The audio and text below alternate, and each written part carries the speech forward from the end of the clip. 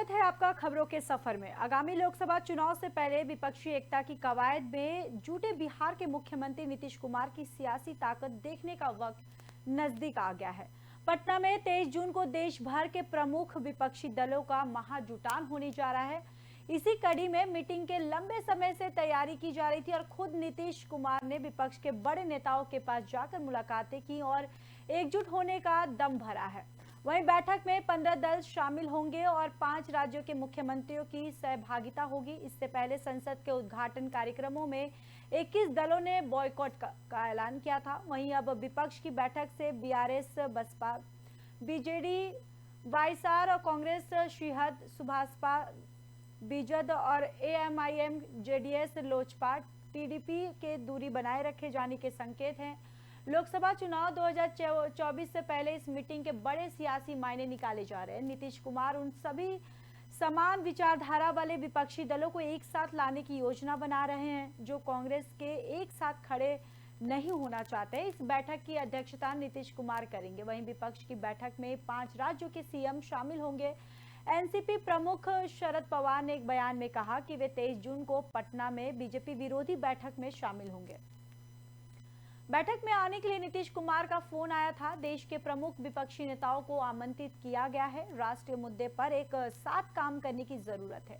इस कारण का समर्थन करना हमारी जिम्मेदारी है। विपक्ष का कहना है कि सभी समान विचारधारा वाले दलों की पहली प्राथमिकता देश को बीजेपी से छुटकारा दिलाना है। इसमें बिहार से नीतीश कुमार, पश्चिम बंगाल से ममता बनर्जी, दिल्ली से अरविंद केजरीवाल, झारखंड से हेमंत सोरेन, तमिलनाडु से एमके स्टालिन का नाम शामिल है और इसके अलावा कांग्रेस अध्यक्ष मल्लिकार्जुन खड़गे, राहुल गांधी, एनसीपी सुप्रीमो शरद पवार, सपा अध्यक्ष अखिलेश यादव, शिवसेना के अध्यक्ष उद्धव ठाकरे समेत कई दलों के दिग्गज भी उपस्थित दर्ज कराएंगे।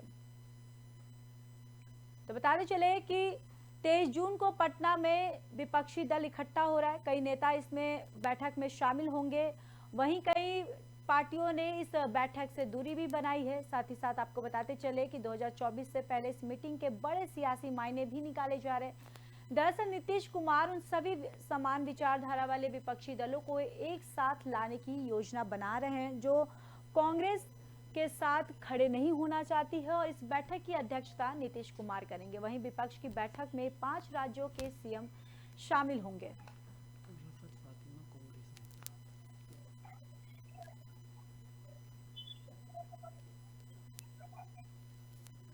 तो इसी खबर पर हमारे साथ चर्चा करने के लिए रफत फातिमा जी जुड़ चुकी हैं, कांग्रेस प्रवक्ता। रफत जी, बहुत बहुत स्वागत है आपका। बहुत बहुत शुक्रिया जी, आपसे पहला सवाल मेरा यही है कि जो 23 जून को ये जो बैठक होने वाली है विपक्ष पार्टी को लेकर, तो इसको अभी आप लोग किस तरीके से देख रहे हैं या ये बैठक कितनी सफल होगी? देखिए, ये विपक्ष की जो एकजुटता है ये दिखा रही है। ये जनता के लिए जो जनता की लड़ाई है जी, इसमें भाजपा की जन विरोधी नीतियों के खिलाफ एकजुट होके जनता के हित में आवाज उठाई जा रही है।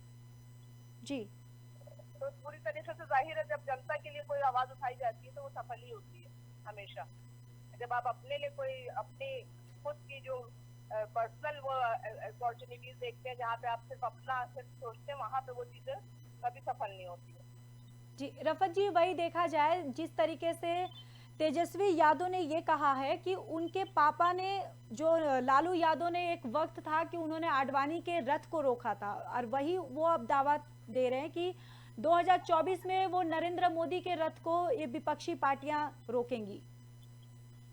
जाहिर सी बात है, जिस तरीके से आप देख रहे हैं जो सत्ता हासिल लोग हैं वो किस तरीके से जो है जनता को उन्हीं ने सिर्फ और सिर्फ वादों पे आज तक के जो है रखा है। जो उनके वादे थे वो आपको जो रोजगार के वादे थे, जो महिला सुरक्षा के दावे थे, जिस तरीके से महंगाई के जो है कम करने के दावे थे, वो कहीं नजर नहीं आ रहा है। तो ये विपक्ष की जिम्मेदार विपक्ष की जिम्मेदारी होती है कि वो पूरी तरीके से जनता के जो हित है उसको साधने के लिए एकजुट होकर आवाज उठाए और इस तरीके से हम जनता की आवाज हमेशा कांग्रेस उठाती रही है और आज उठाएगी। जी रफत जी, वही अगर देखा जाए तो कितनी जो विपक्षी पार्टियां हैं इस बैठक से उन्होंने अपनी दूरी भी बनाई रखी है, इस पे आप क्या सोचती हैं? देखिए, जो एक विचारधारा के लोग हैं जो जनता के हित के लिए आवाज उठा रहे हैं वो तो हमारे साथ है। जो सत्ता को फायदा पहुंचाने वाले हैं उनके साथ में जाहिर सी बात है, जो अगर जनता के हित में जो नहीं बोल रहा है वो अपना उसका पर्सनल एजेंडा है, उस पर हमें नहीं जाना है, हमें जनता के हित के लिए सोचना है। और कांग्रेस हमेशा जनता के हित के लिए सोचा है, आज भी सोच रही है। जी रफत जी, बहुत बहुत धन्यवाद अपना समय देने के लिए। Okay, thank you sir.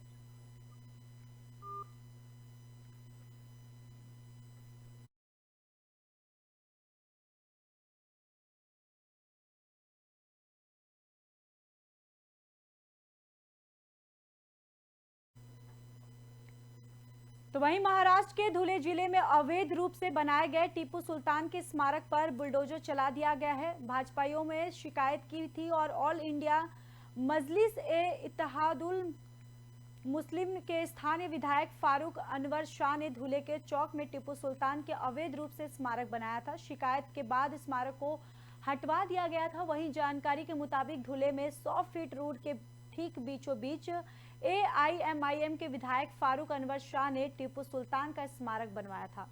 धुले के भारतीय जनता युवा मोर्चा ने इस स्मारक को हटाने की मांग को लेकर गृह मंत्री और राज्य उप मुख्यमंत्री देवेंद्र फडणवीस को पत्र लिखा गया था। इसी के साथ SP और नगर निगम धुले के आयुक्त को भी पत्र लिखा गया था और इस मामले की शिकायत मिलने के बाद अधिकारियों ने कार्रवाई के निर्देश दिए थे। धुले शहर में नगर निगम ने डी मार्ट से बाईपास हाईवे तक 100 फीट की सड़क बनवाई है। यहाँ पर बड़े पैमाने पर ट्रैफिक भी देखने को मिलता है। यहाँ टीपू सुल्तान का स्मारक बनवा दिया गया था। भाजपा युवा मोर्चा के रोहित चंदोड़े ने अपने साथियों के साथ मिलकर स्मारक को लेकर शिकायत की और कहा कि टीपू सुल्तान के स्मारक को हटाया जाना चाहिए। भाजयुमो ने पत्र के विधायक फारूक शाह के खिलाफ भी कार्रवाई की मांग की।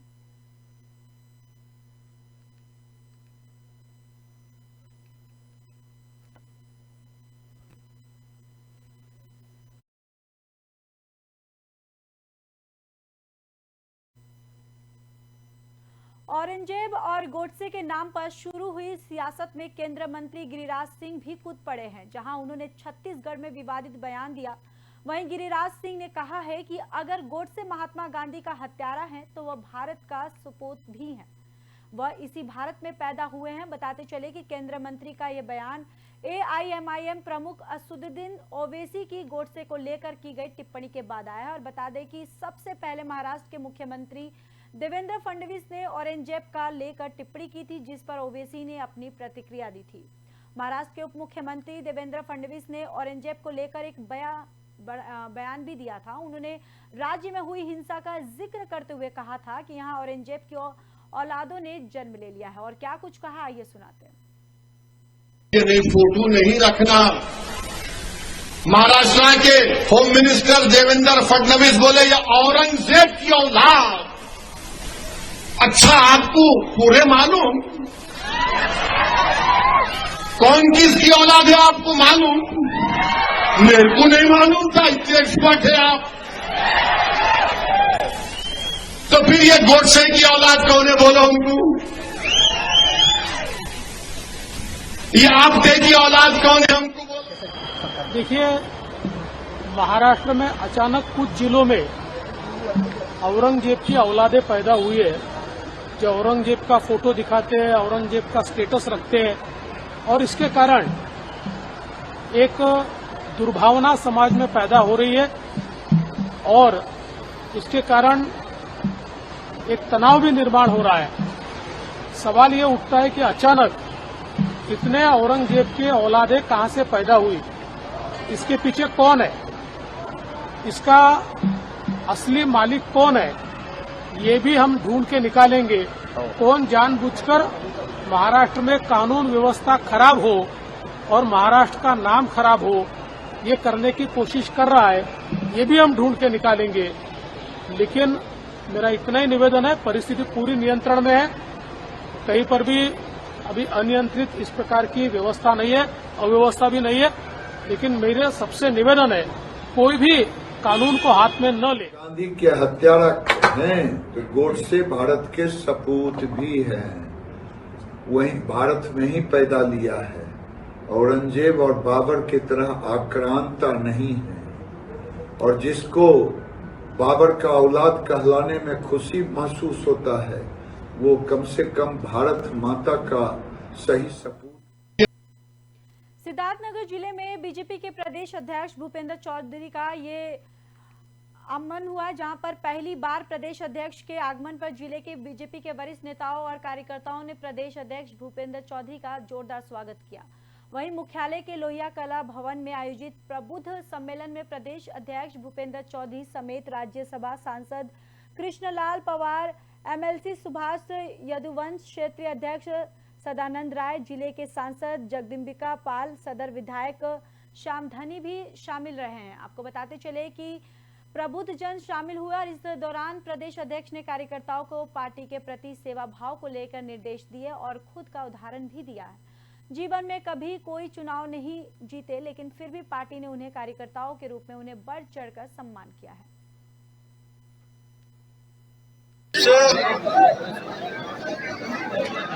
सरकार ने बहुत तत्परता के साथ माननीय मुख्यमंत्री जी के निर्देश पर एसआईटी का गठन किया और एक निश्चित समय अवधि में सब रिपोर्ट आ जाएगी। रिपोर्ट के आधार पर सरकार कार्रवाई करेगी।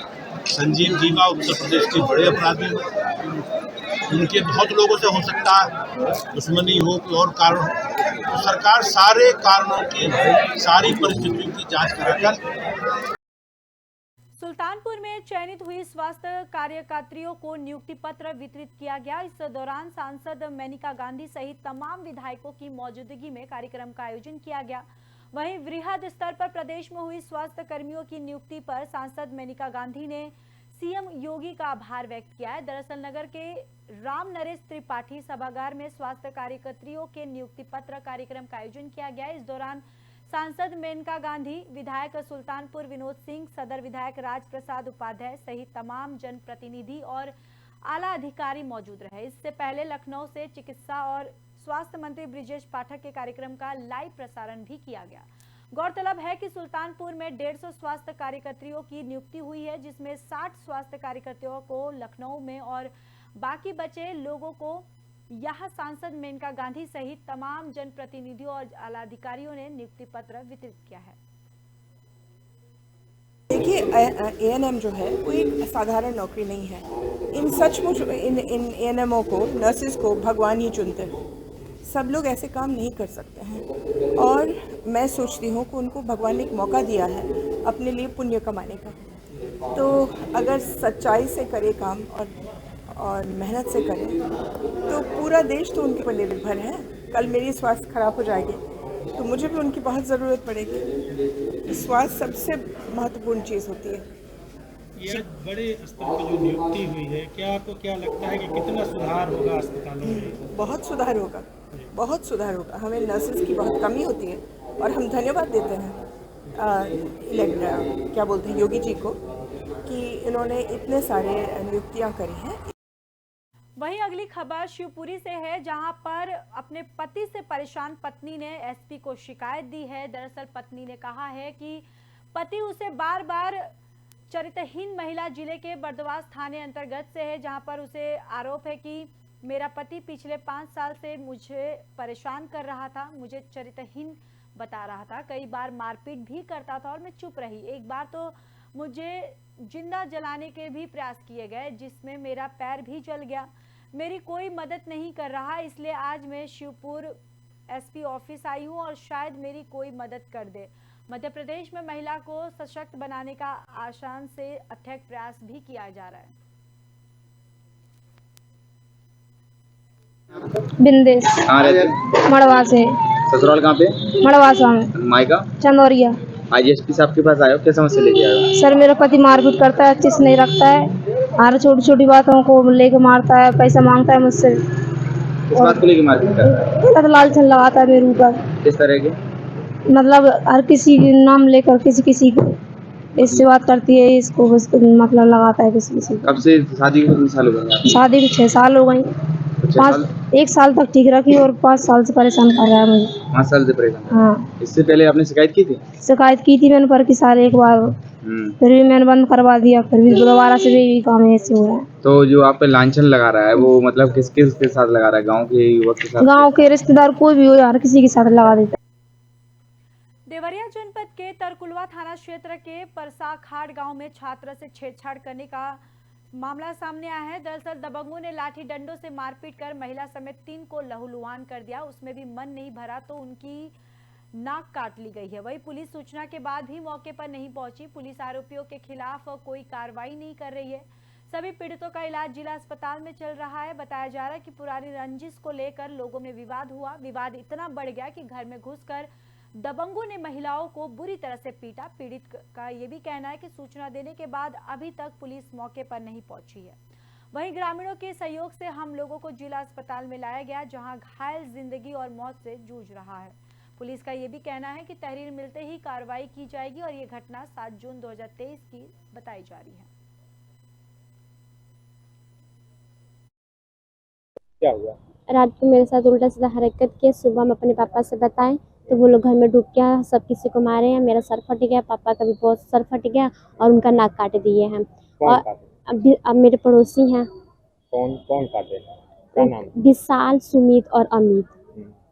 पहले भी मतलब कि मेरे साथ छिड़कानी किए थे, उल्टा सीधा बोलते थे। और जब मैं कोचिंग जाती थी तो मेरा साइकिल मतलब छीन लिए थे मेरे से। और हम ये बात घर पे आके बोले तो मम्मी एप्लीकेशन दी पुलिस में, वो चोरी के इल्जाम लगाई थी। तो वो जब पुलिस कार्रवाई की तो 6 महीने के बाद से हम ये चाहते हैं कि मेरे साथ मतलब न्याय हो, जो सही है वो किया जाए, उन पर कड़ी से कड़ी कार्रवाई। चलिए अब बात कन्नौज की कर लेते हैं, जहां पर प्रेम प्रसंग के चलते युवक की हत्या कर दी गई है। दरअसल युवक का शव घर के आंगन में पड़ा मिला। मृतक के चाचा की तहरीर पर पुलिस ने मृतक की पत्नी समेत एक युवक को हिरासत में ले लिया। घटनास्थल पर एडिशनल एसपी सीओ समेत भारी पुलिस बल मौजूद रहा। वहीं डेड बॉडी को पोस्टमार्टम के लिए भेज दिया गया है। मामला सिकंदरपुर चौकी कस्बे का आजाद नगर का बताया जा रहा है। मामला कन्नौज जनपद के छिबराऊ कोतवाली क्षेत्र का है, जहां पर 11 बजे संदिग्ध अवस्था में युवक का शव घर के आंगन में पड़ा मिला। सूचना पर पहुंचे सिकंदरपुर चौकी इंचार्ज योगेंद्र कुमार शर्मा ने जांच पड़ताल शुरू कर दी। पता लगा कि युवक की प्रेम प्रसंग के चलते पत्नी ने अपने प्रेमी के साथ मिलकर अपने ही पति की हत्या कर दी। सूचना मिली थी कि व्यक्ति की डेड बॉडी घर में डेड फैमिली थी। पुलिस वहाँ मौके पर गई थी। पुलिस ने डेड बॉडी को पोस्टमार्टम के लिए भेज दिया गया है। जो मेरे एक बारी आई थी, इनिशिएशन का मामला है। उसकी मृतक की पत्नी और जिस व्यक्ति पत्नी ने जिस व्यक्ति के साथ मिलकर मारा है, वो दोनों हमारे कस्टडी में है। उनसे पूछताछ हो रही है। इसमें मुकदमा पंजीकृत कर लिया गया है। आगे विधिक कार्रवाई की जाएगी। सूचना मिली थी। तो वहीं आपको बताते चले कि भोगनीपुर कोतवाली प्रभारी और दरोगा समेत 6 लोग लूट के मामले में गिरफ्तार किए गए हैं। दरअसल कोतवाली प्रभारी अजय पाल सिंह कोठियार और दरोगा चिंतन कौशिक और सिपाही राम शंकर निलंबित किए गए हैं। एसपी औरैया और एसपी कानपुर देहात की कार्रवाई में कोतवाल की सरकारी आवास से 50 किलो चांदी बरामद। लूट में शामिल सफेद स्कॉर्पियो, 315 बोर की 2 राइफल, कारतूस भी बरामद किया गया है। सराफा व्यापारी से 6 जून को एक्सप्रेसवे से ड्राइवर का अपहरण कर रही थी और लूट एसपी चारू निगम ने प्रेस कॉन्फ्रेंस में ये खुलासा किया है।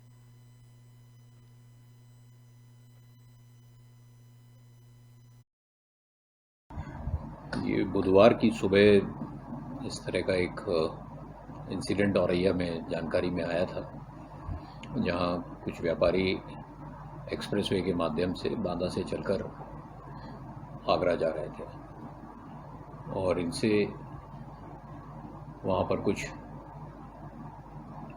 बदमाशों द्वारा गाड़ी रोकी गई और साथ में उसमें कुछ पुलिस वर्दी में भी लोग थे और चेकिंग के नाम पर इनके पास जो चांदी थी वो बलात् ले ली गई।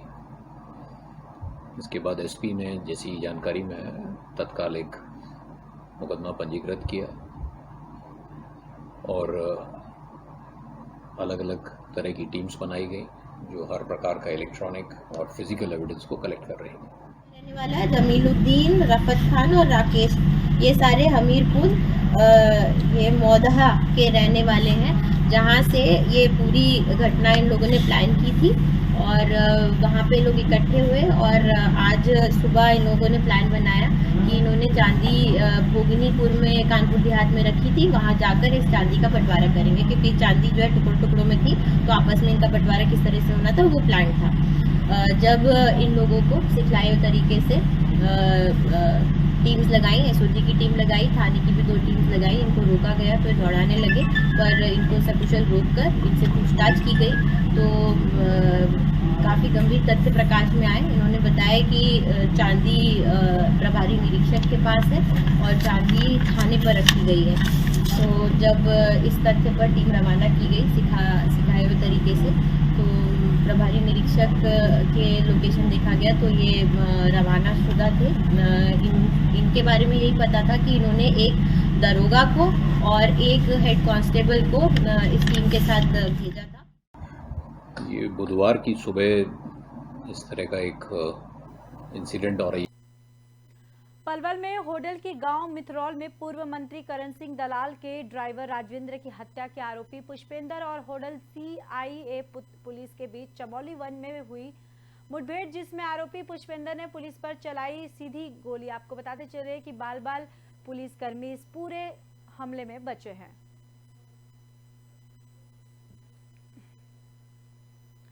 फिलहाल इस बुलेटिन में बस इतना ही। मुझे दीजिए इजाजत। नमस्कार।